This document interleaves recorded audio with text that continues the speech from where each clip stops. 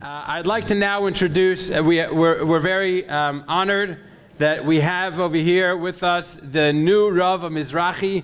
And usually when you hear the new Rav of Mizrahi, you expect someone who's, just starting, whatever. But here we have someone who for 35 years was a Rav in Hendon, built a community. He made Aliyat to Eretz Yisrael. He's learned by some of the greatest Rabbanim of the past generation. And now he decided to start a new career to be a Rav Mizrahi. Very impressive and very inspirational. And we'd like to ask Rabbi Kimche to share a few brief words with us.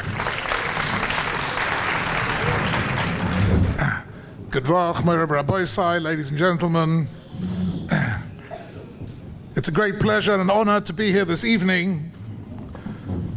And I can feel that Chabad Melbourne is the engine room of Torah and Hasidus here in town.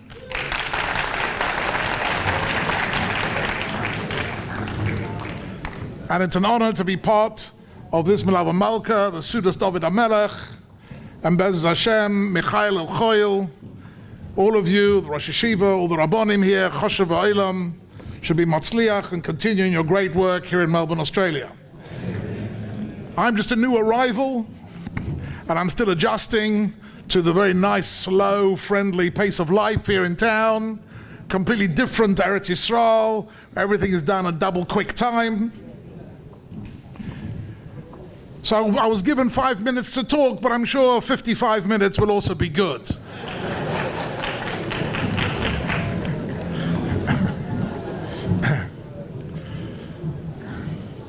The learning of the Rambam gives a person an opportunity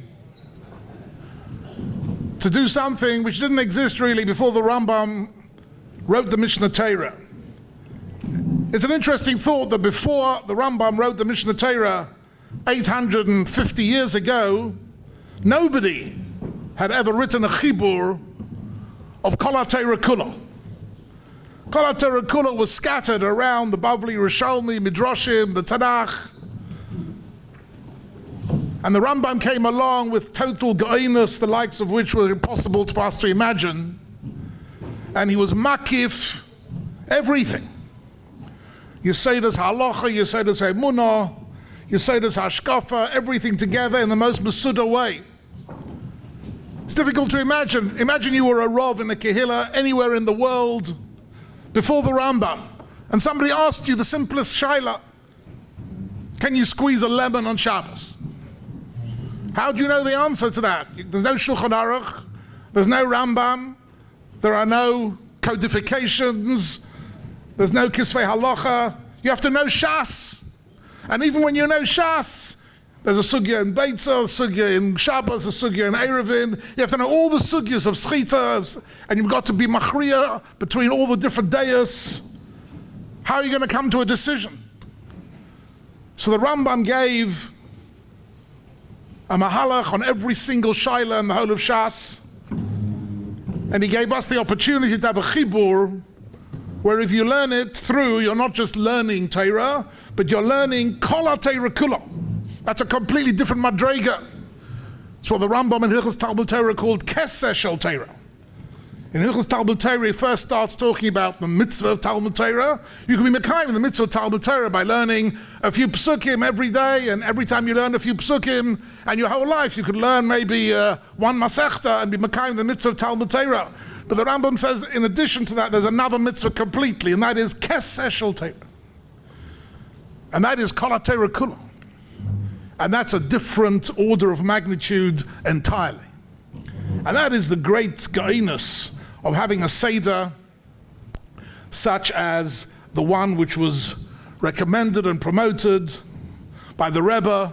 I'd like to mention, just by the way, that I'm personally not part of the Chabad world, and I grew up in non-Hasidic yeshivas and non-Hasidic families, but I've always been a great admirer. And I think it's important for Chabad people to know that among the non-Chabad world, there are many great admirers of the work of Chabad, the influence of Chabad, the koach of Chabad worldwide, and I count myself among those admirers.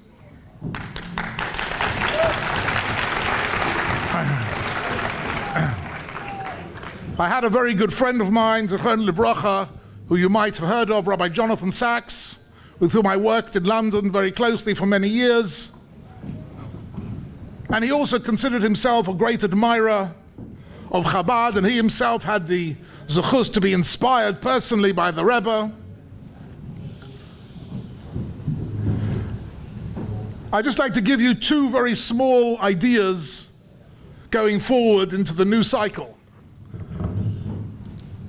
I haven't been teaching Mishnah Torah Keseda, but I have been teaching Daf Yomi.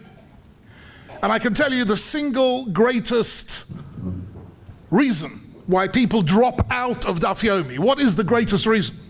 When Daf Yomi cycle starts, when a new Masechta starts, there's a tremendous hispilus and a tremendous hisroimamus, and everyone wants to get on board, and they get on board, and 2 weeks later, they've fallen off.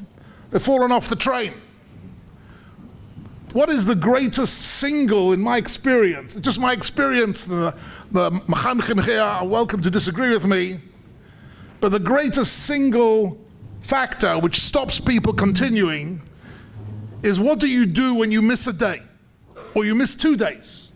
Because life is unpredictable.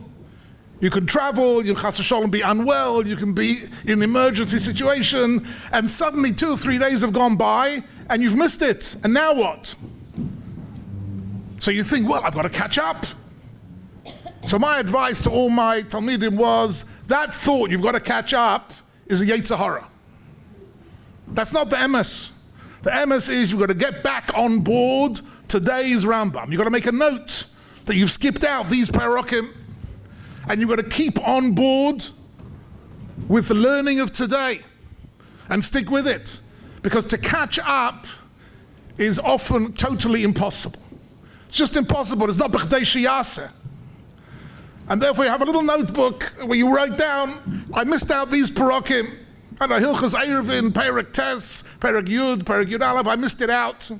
So one day you'll be on a long train journey, on a flight of some sort, flying over the Indian Ocean, flying over the equator, and you can catch up all the bits you missed out. But stick with today's limud.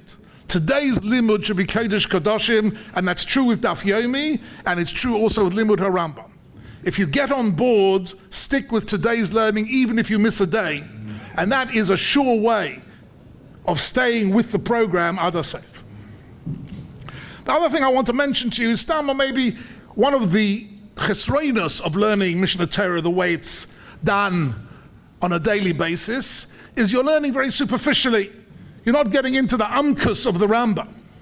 And it's important occasionally to remind yourself that actually the Rambam has a terrific amkus, and that every word of L'Sheina HaZahav has got tilim shel halachas of achreinim and chakiras on every word that he wrote.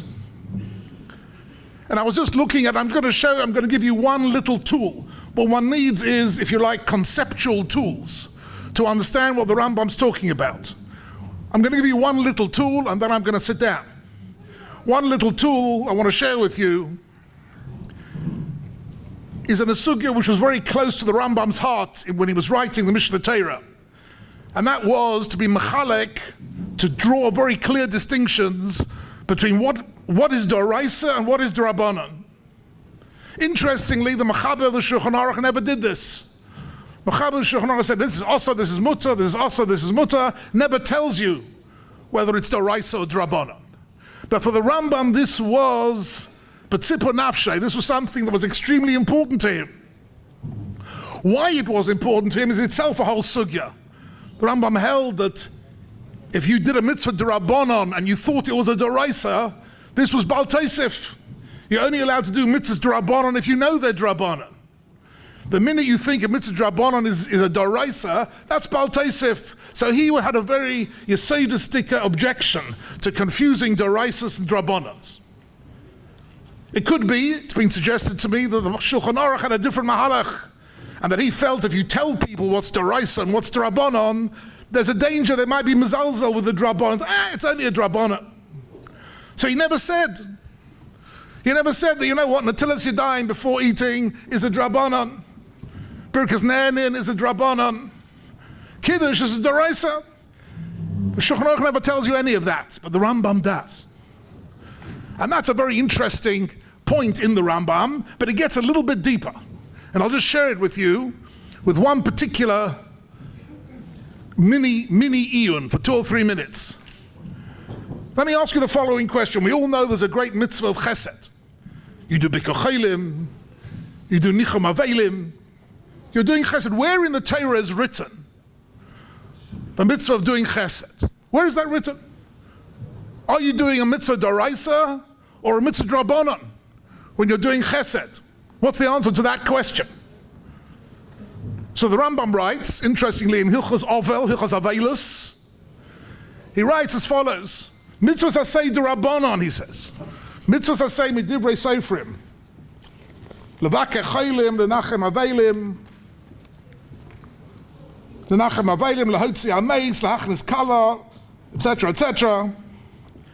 It's all a mitzvah midivreihem, all a mitzvahs d'rabbanan. But then he says, af al pi shekol mitzvahs elu midvoreichem, even though it's all midrabanan, harehen bichlal v'hafta l'recha kamecha. So the Rishonim ask, so what's going on here? If it's all v'hafta l'recha kamecha, then it's a deraisa. Why is he twice? He emphasizes it's all midivreihem, and then he says it's midaraisa, it's v'hafta l'recha kamecha. So what's happening here? So the truth is, this is a big iyun, and this is a big mahalach, and it's not for tonight. But I'll just give you one little interesting chiluk, which the Achronim introduce here and in several other places as well, which is shed some light when the Rambam does something like this, when he gives us a double message. When he says about something, it's both a doraisa and a drabanan. He does it with Hilchos Tefillah as well. He says Tefillah is a mitzvah say doraisa. And then he says it's a mitzvah d'rabanan to daven shachris mincha and ma'ariv. So what is it? Is it d'oraisa or is it d'rabanan? You have this in many different places. So the Achronim are differentiating between the chiyuv ha-mitzvah and the kiyum ha-mitzvah. And this is a davar omoik ma'oid. And the Rosh Hashivas and the Magid Shiurim build shiurim on this. That it's certainly true that the chiyuv ha-mitzvah of bikkur cholim is a chiyuv d'rabanan.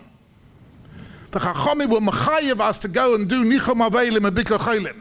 But when you do it, the kiyum is a kiyum d'oraisa. How does that work, the chiyuv and the kiyum? I leave that to you, Rabbi, as homework, as you're going through the new cycle of the Rambam. Look out for d'oraisa d'rabanan combinations. Because the Rambam wanted us to get into the amkas ha'inyan, to understand what part of every mitzvah is totally midoraisa, and how Chazal came along and gave us a whole new layer of chiyuvim. Chiyuvim d'rabanan, but kiyuvim d'oraisa. And this is a very important tool in our learning of the Rambam. I wanted to share with you these two things. The tip of don't try and catch up, just stick with the program, and this one about watch out for deraisis and drabonans as you're going through and try and figure out what actually he's saying at each stage along the way. Learning the Rambam is a terrific challenge. It's magnificent that a whole tzibur such as this is willing to take on such a challenge, and I wish you all a tremendous hatzlacha and bracha, chelchem la'oraisa, and it's my pleasure to be part of this. It's my honor. And Bez Hashem will get together for Kovod HaTorah Simcha such as this for many years to come. Amen.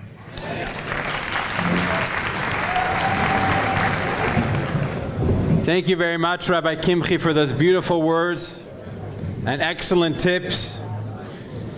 And in fact, we know that, yes, that when one is learning Rambam, they should make sure that they stay together with what the daily Rambam is. The Rebbe also said that to a person who had a lot of debts, that when he pays up his debts of the Rambam, then he'll also be able to pay up his other debts. Rabbi Kimche also mentioned the idea of iyun, learning one halacha be'iyun, and or learning Rambam be'iyun, and that's something that the Rebbe strongly encouraged. I also want to mention that this being the Rebbe's mivtza, learning Rambam, so like anyone who learns Igros of the Rebbe, knows that at the end of many, many letters, the Rebbe writes that a skula for all brachas is learning chitas, for us, we have to add to that learning of Rambam, that when one learns Rambam, they're connected, they're mekusher to the Rebbe, and that brings brachas in all areas of life. Whether you're learning 3 brachas in 1 parak or Sefer HaMitzvahs.